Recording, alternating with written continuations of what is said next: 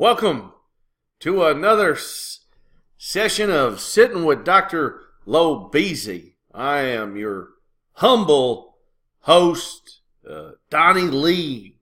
Dr. Lob-EZ is gone on assignment, so he's asked me to sit in for him and present you all information about the Congress of Vienna, plus 19th century liberalism and conservatism. So the learning targets are stated. We're going to dive into what the goals of the Congress of Vienna and talk about the concert of Europe and all these newfangled terms of dealing with foreign policy concerns in an attempt to create lasting peace.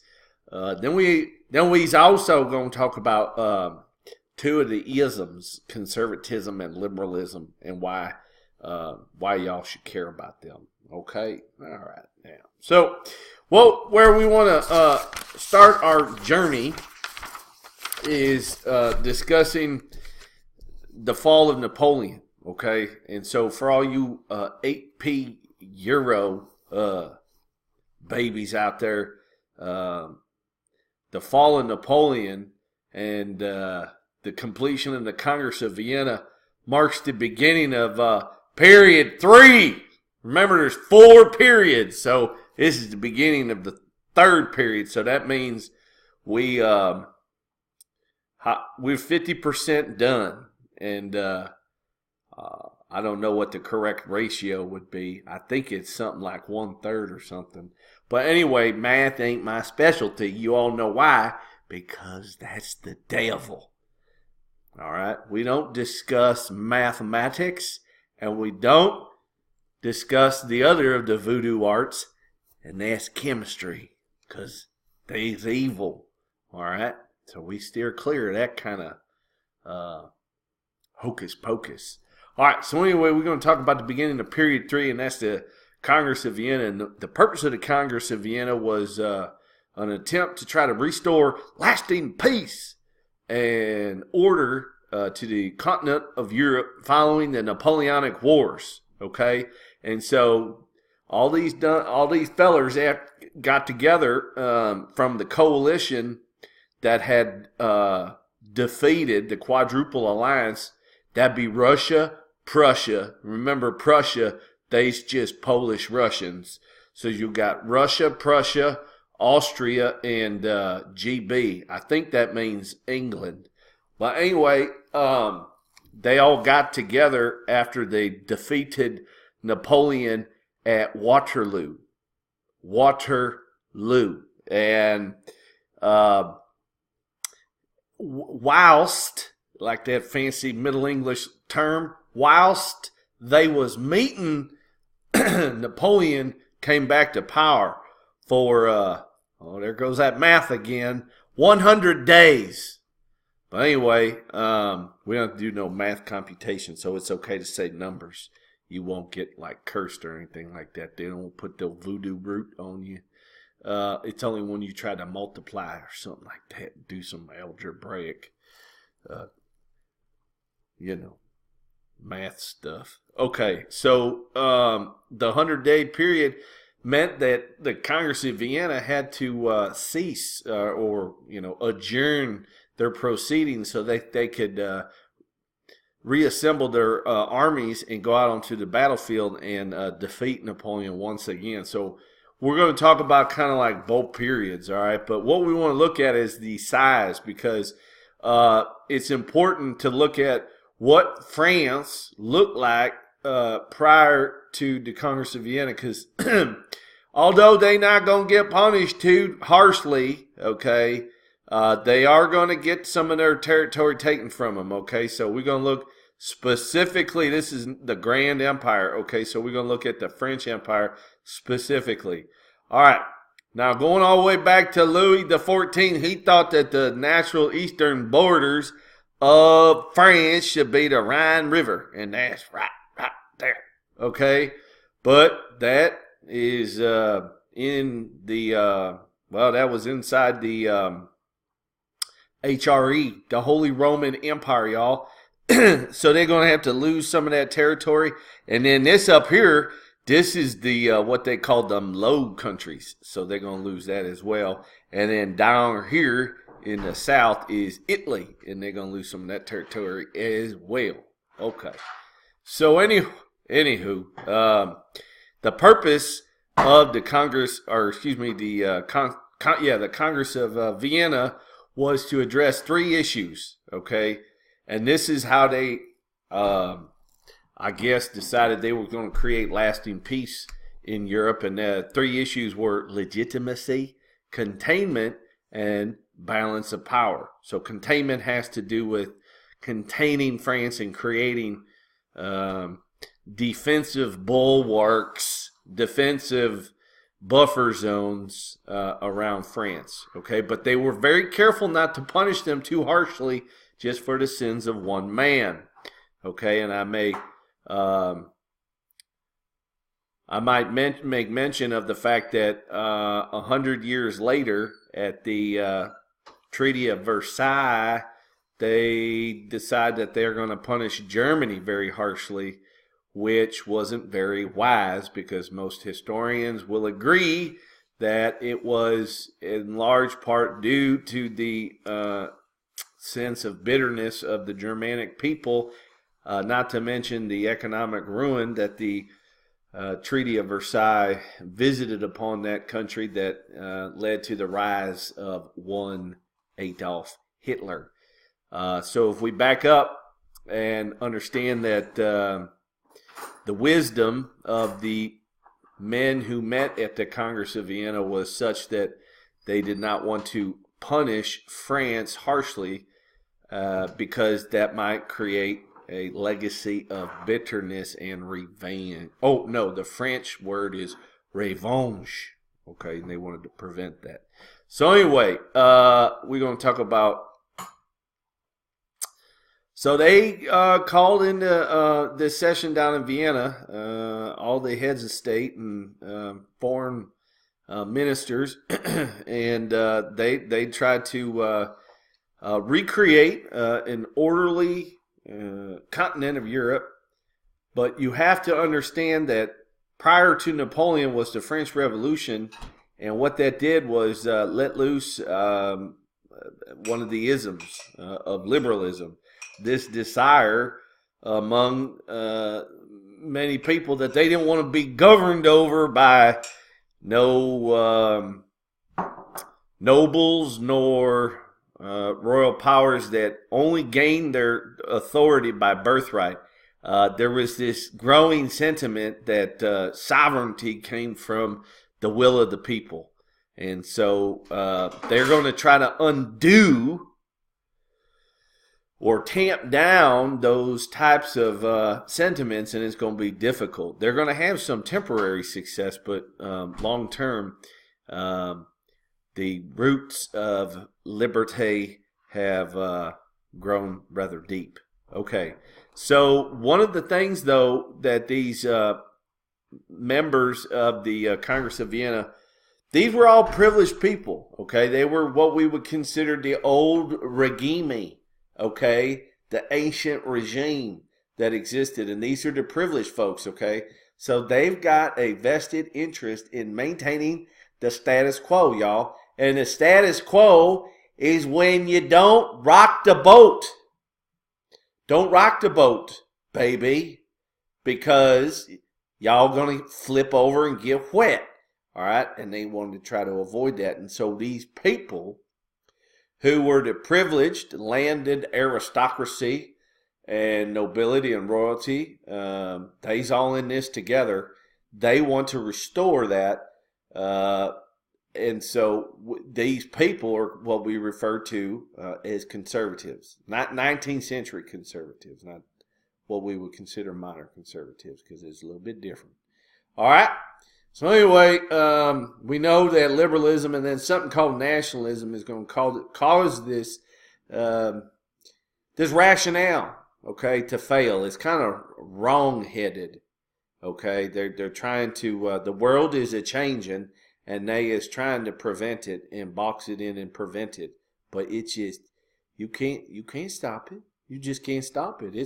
It's growing, baby. Okay? And so you got to just, get out the way. All right. So the peace settlement, I mentioned Great Britain, Austria, Prussia, and Russia. They all come there. And they is known as the Quadruple Alliance. And what they did was they dug out Louis XVI, fat brother. The man had, what you call it? What's that? The rich man's disease. He had, what the heck's that called?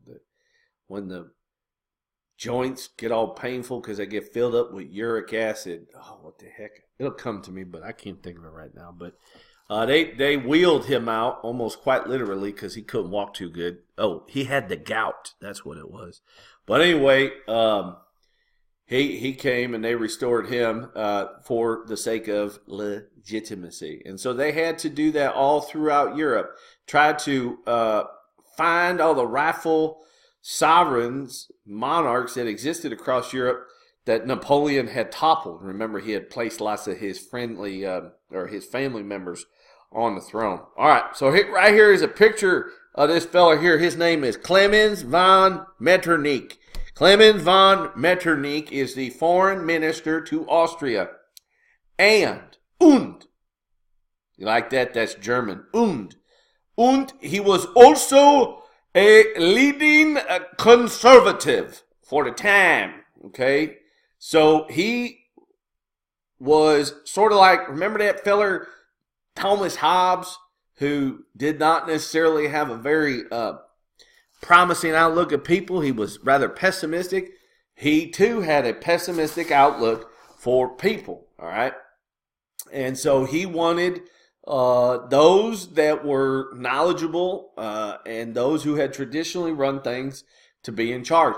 Now, what we're going to see emerge with this conservative movement, we're going to get to it, but it's going to be the coalescing, okay? The coalescing of three powers. And these three powers is going to be, one, it's going to be the monarchy. Two, it's going to be the nobility. And what you think the third one's going to be? Which, I won't give away, but which institution traditionally has been powerful and has been one that is a maintainer of tradition and probably orderliness? Not necessarily that that's what they want to do, but it is certainly a byproduct of this institution, orderliness and lawfulness. What you say? Yes. Which one? The church. Yes. It could be any church, just organized religion. So that is the third leg of the three-legged stool known as conservatism. All right, let's move on. He did not like liberalism. He and others, they look. I mean, the French Revolution, they was a bunch of crazies. Okay, then the reign of terror. Okay, that nut job Maximilian Robespierre. They was insane. Okay, they were extreme radicals, and they ran. And so just. You have a very legitimate argument if you say that liberalism is nuts, and because of what they did in the French Revolution. If you look to what happened in America with the American Revolution, it's probably less convincing. But anyway, they look at warfare and all the problems that kind of stem from the Enlightenment ideals, and they said all that stuff is bad. That's bad. Okay, and so Clemens von Metternich, he is going to be the leading conservative.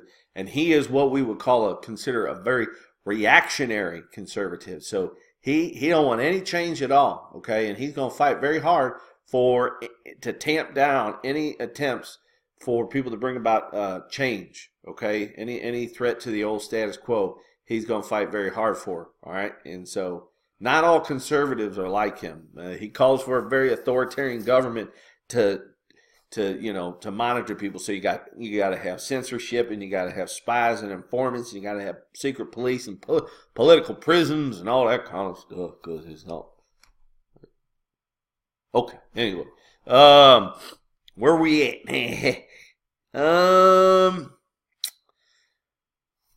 Let me look at the study guide here. All right. So we need to address these. Okay, so containment of France was something that they wanted to do, y'all. And so containment of France meant they wanted to surround France. So they was going to, initially they was going to push, okay, so if you look at France at 1789, the borders of France in 1789, and then you look at the borders again in 1791, France had gained some territories from wars against, during the French Revolution. So they were quite nice and generous and said, we just going to take France's borders back to what they were in 1791. Okay, so what that means is France is a real big country, right? Everybody gets that, okay? It's large in size and large in population. Probably only matched or equaled or surpassed by that of Russia here on the eastern borders of Europe. So anyway, you got all these little countries right in here, right? See what I'm saying? And they're all vulnerable to attack, okay, because they can get gobbled up by the big Pac-Man that is France, if they so desired. So the goal was to strengthen as many countries as possible to prevent France from attacking in the future, okay? So to keep France at peace, it'd be best to make the surround the countries that surrounded it strong. All right, and we're gonna get into that. All right, but not yet. All right. So balance of power was probably their primary concern, and the idea here is that if countries are all of the equal size, okay, that reduces significantly the likelihood that one of them might attack their neighbors. See what I'm saying? All right, because only a foolish leader will go ahead and attack somebody that was of equal or larger size. Okay, typically you only attack your neighbor if you think that you can be victorious. And how do you know you'll be victorious? Well, if your country has a larger population. Okay, and so if it's bigger, it might attack. Well, if we want to prevent war, then let's make all the countries in Europe relatively equal as far as the sizes go. Okay, well, that's not entirely possible. However, okay, as I mentioned, France and Russia are very large, okay, and we're not going to take territory away from them because they're big and they might bite you, okay? Like, you ever try to walk up to a dog, a big dog, when he's eating his dinner? The worst thing to do is try to take that food away from him because that dog is likely to bite you, all right, just like Russia or France. So what we must do then instead is make those countries around them stronger, okay? And the two primary recipients of land are going to be Austria and Prussia, okay? I was just kidding before. They ain't Polish Russians. They's Germans, all right? So what they're going to do to try to create a balance of power is strengthen Prussia and strengthen Austria at the expense of all these little tiny countries. And what's that technical term that you heard me say in the past? If they're tiny and insignificant, we call them pissants. All right? Excuse my French, but that's what they is. These little pissant countries. And who cares if they want to bite? Little doggies' bites don't hurt too much. And what do you do with little dogs that bite you? You punt them. See that? You punt them like the little Pomeranians. Okay, I don't like them dogs. I don't like Pomeranians. Anyway, so they're going to take some land from Poland, and then they're going to take some of the land around Prussia, and they're going to give them to Prussia, okay? And then land that they took away from France down here in Italy, they're going to give that to Austria. Got that? All right? So Austria and Prussia are going to get land. So this idea that we're going to restore the rightful legitimacy, in some instances, they're not going to restore the rightful leaders because what's more important is maintaining a strong balance of power. So that means some countries aren't going to get their monarchs back because they're going to get absorbed by Austria and Prussia. Got that? Got that, see? All right, so that was a primary concern. Balance of power, maintaining that balance of power. Okay, what else we got there? Legitimacy, balance of power, and containment of France. Okay. This just goes into specifics about like what they got. Prussia received Saxony and Westphalia. See this right here? And that right there? See that? That's going to be Prussia. That's going to be Prussia. This is Prussia. Oops. That's Prussia. This is Prussia. That's Prussia. Prussia, Prussia, Prussia. Okay, and then down here, this territory going to go to right here. Okay, and what is that? That's Lombardy and Venetia. Okay, Venice, y'all. Venice. That's where they got the gondolas. And that's where Romeo and Juliet is from. But anyway, down here, and that's going to get absorbed by Austria, okay? So they're not going to get their legitimate leaders back. Okay.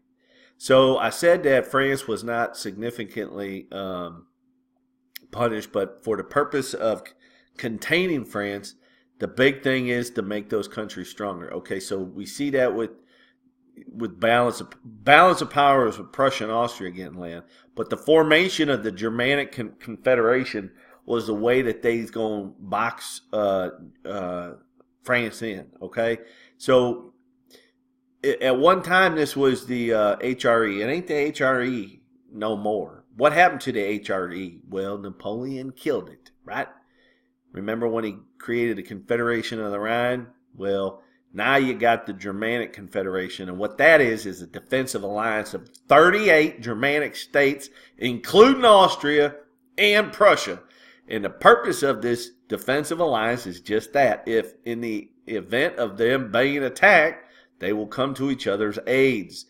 Their aid, and that's why Prussia and Austria is a part of it, because so they're strong and they could be a force for France to have to reckon with.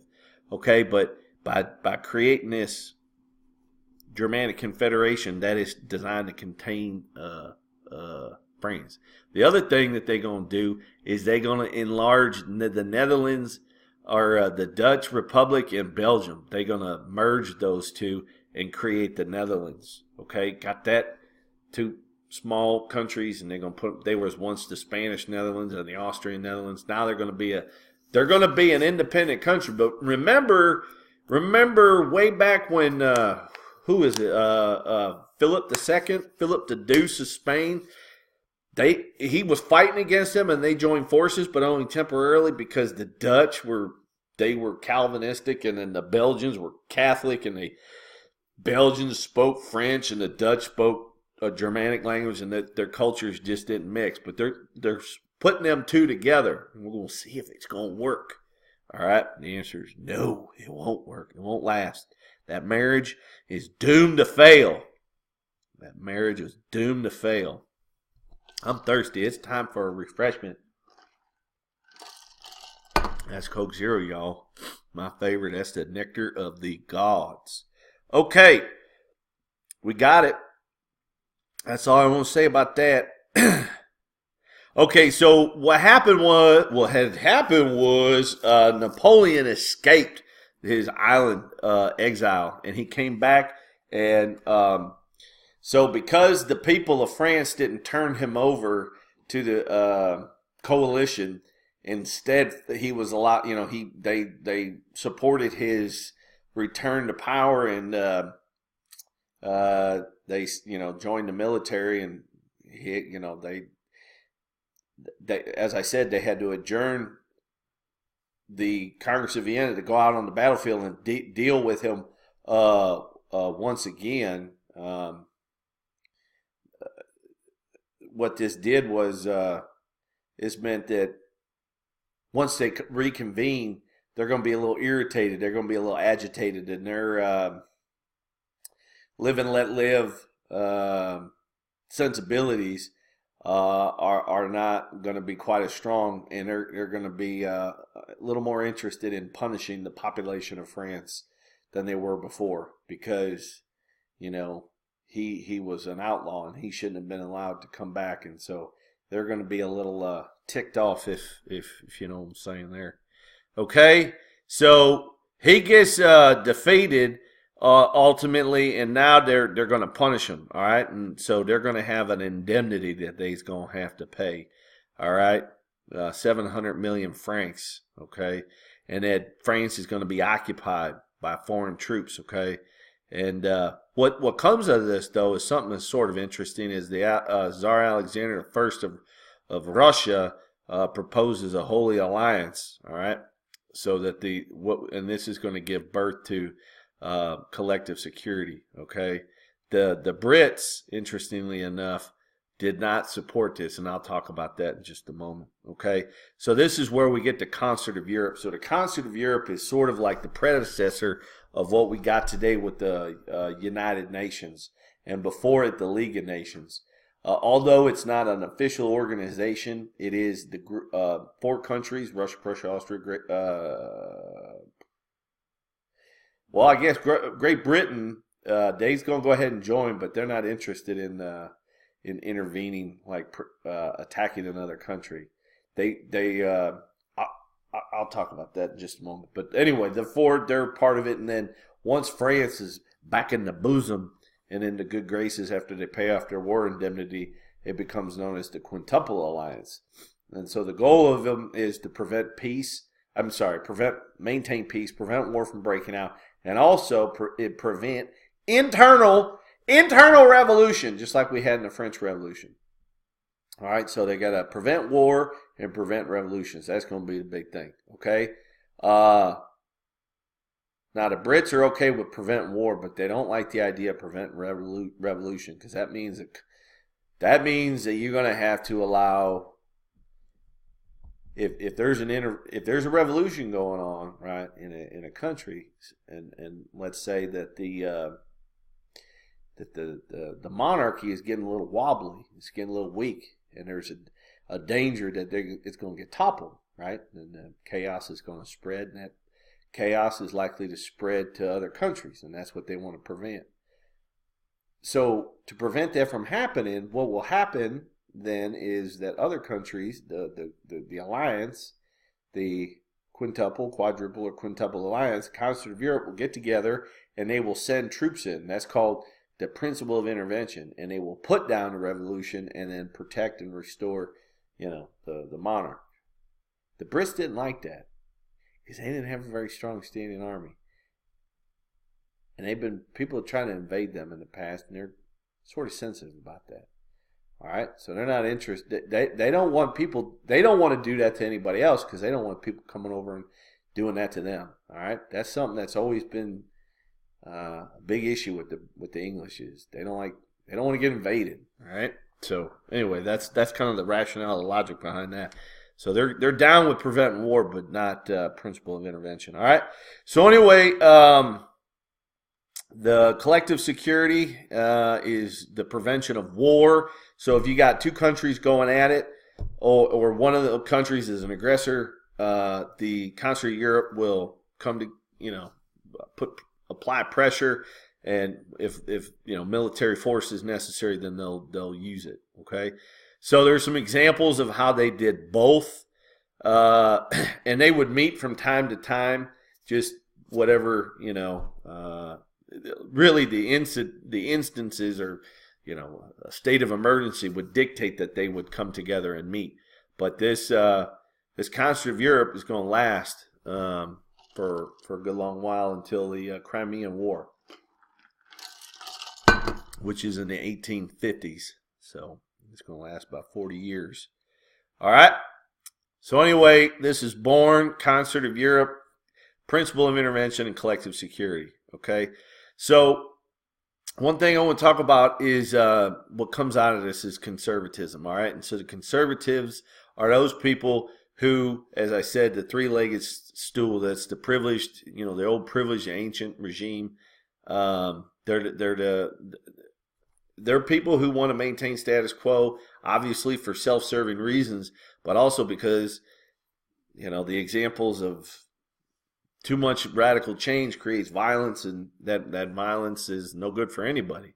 They also maintain that the reason why we don't change is because there's wisdom in doing things the way that they've always been done. All right, there's wisdom in tradition, and we should respect the ways that our elders have done things. Okay, so they're not big fans of the Enlightenment. This notion that there is a natural system, that through observation, these like the orders of the system of the universe that the Enlightenment proposes that there exists, and that they don't want you fiddling with government. All right, government is not something that should be subject to a science experiment. All right, government is something that is it is the net sum. I told you we're going to avoid math problems here, but we're just going to do a little one here.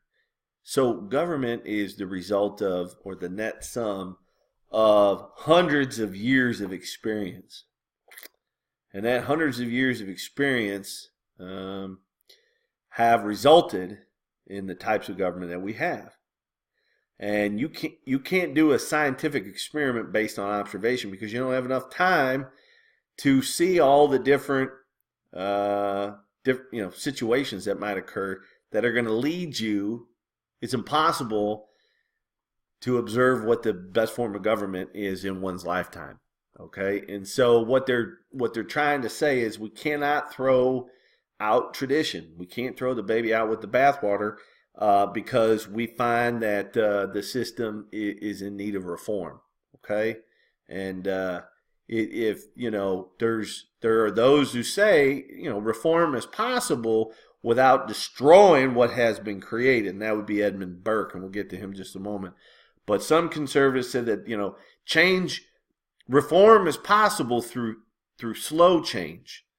And throughout this course, I've impressed it upon my students that people, by and large, do not like fast-moving change. There typically is a backlash against such radical change, and if people are going to accept change, then it typically has to be measured. It has to be slow. Okay, and that is the thinking, the rationale of one Edmund Burke. Right, he was an Irishman, but he wasn't Catholic. He was Anglican, but he witnessed firsthand the horrors of and the excesses of the French Revolution, and he was no fan whatsoever. All right, and he thought that people should trust the church. We should trust our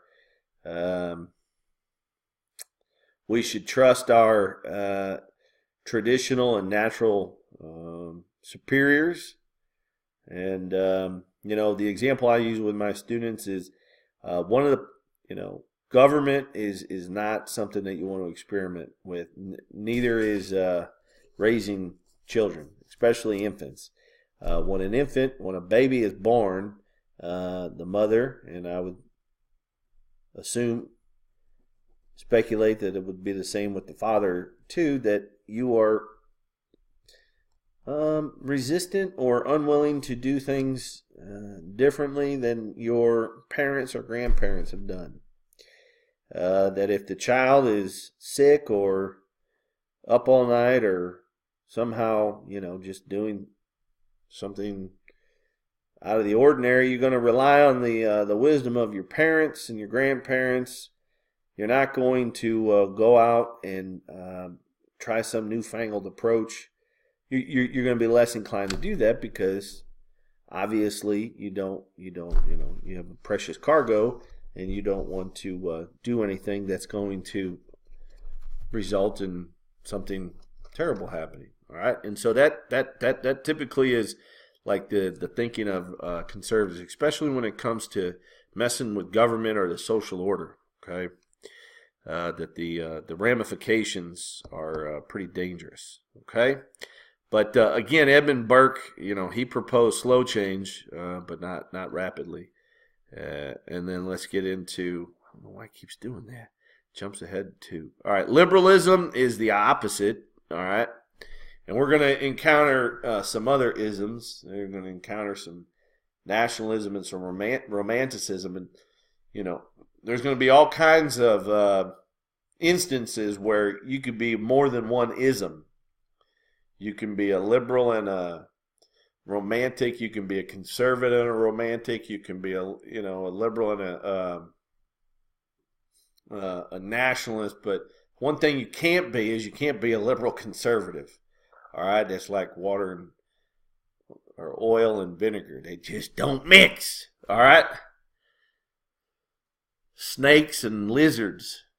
I had a roommate in college, and he wanted to buy a lizard and a snake and wanted to put them in a cage together. And I said, "Don't you know that that's not a good idea? That they will kill each other." All right. Anyway, so liberals and conservatives don't like each other. Doesn't necessarily mean they're gonna kill each other, but sometimes they do. All right, so their ideas come from the Enlightenment. They come from John Locke, natural rights, the Declaration of the Rights of Man during the French Revolution, legal equality, religious toleration, freedom of the press. Goals of liberals to create a political structure that would limit arbitrary power of government because power corrupts. Okay, so we gotta limit the power because power corrupts, and we want to maximize the independence and the rights of people so that they can't be tyrannized by no government. All right, and that's the idea of popular sovereignty. Legitimacy and authority of the government came from the freely given consent of the governed. Okay, government ministers need to be responsible to the representatives rather than to the monarch. Okay, so that means you don't want bureaucrats running amok, doing things without any kind of legislative oversight. Okay, written constitutions would be the best way to do that. All right, Constitution would not be something that a conservative would like. All right, although they approved suffrage, expanding suffrage rights, they did not want to do it to the masses. They were just as suspect of the ignorant nincompoops voting as were the old nobility. All right, so make sure you understand that. Okay, and I've been saying it over and over again too that the Enlightenment, as progressive as that movement was, they did not propose voting rights for the masses, okay, because of the fear of mob rule. The only time we get universal suffrage, male suffrage, was during the violent phase, the crazy phase, radical phase of the French Revolution. That was short-lived. All right, but they do believe in freedom of assembly, speech, freedom of the press, liberty, freedom from arbitrary arrest, okay, trying to protect you against government, secret police, whatnot. They oppose divine right monarchies, the old aristocracy, and established churches. See, remember the three-legged stool? That's what they's against, all right, that made up conservatism. And what's interesting throughout history is those three legs of the stool, they used to fight each other. But with the onset of liberalism, these realize that they're small in number, and that the only way that they're going to fight off liberalism is if they join forces. All right, so that's sort of interesting. Okay, see, yeah. So liberalism is tied to middle class men, the bourgeoisie, as we've called them in the past. They do not like the poor to have the right to vote. Doesn't mean that they don't want them to have equality or political equality and protections. They just don't want them to have the right to vote because they think democracy is dangerous.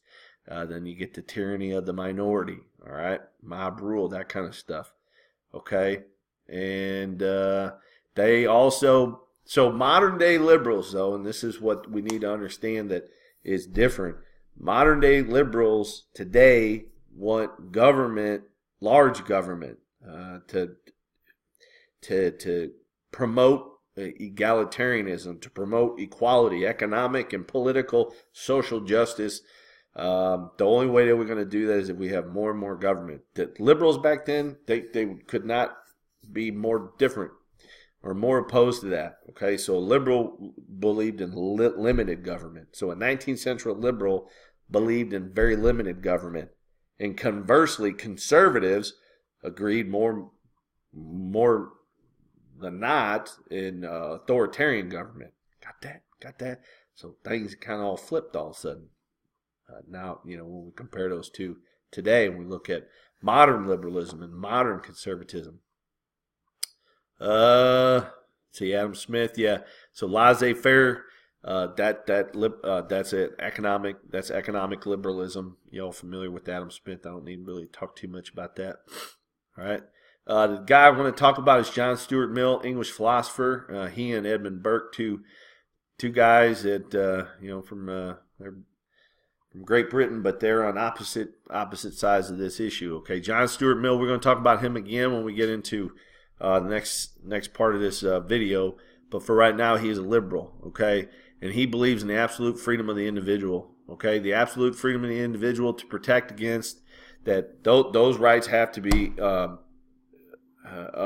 protected to prevent tyranny. All right, so that sovereignty of a person needs to be protected to prevent tyranny. Okay, and it goes so far to say that a person has to be free to do whatever they want, and that the only limitation that we could place on a person is if their actions will result in harm coming to another person. So if their actions directly cause harm to another, then the state has an interest to step in and prevent that. But other than that, a person is free to do whatever they want, even if it's not good for them, or even if their actions will lead directly to harm coming to them. All right? The state does not have an interest in, cannot intervene. Okay? So there's a couple things we gotta unpack that a little bit. Okay? So this is in response to Rousseau, who, because he said that the general will was so important that we can enforce, or we can compel people. All right? Forcibly compel people to do things that the majority has decided is the best thing to do. And John Stuart says, no, that's tyranny. We're not going to do that. All right? So even if your actions, if you want to commit suicide, John Stuart Mill would say, state can't prevent you from doing that. Okay? It's not moral, but that moral and legal isn't necessarily the same thing in this particular instance. Okay?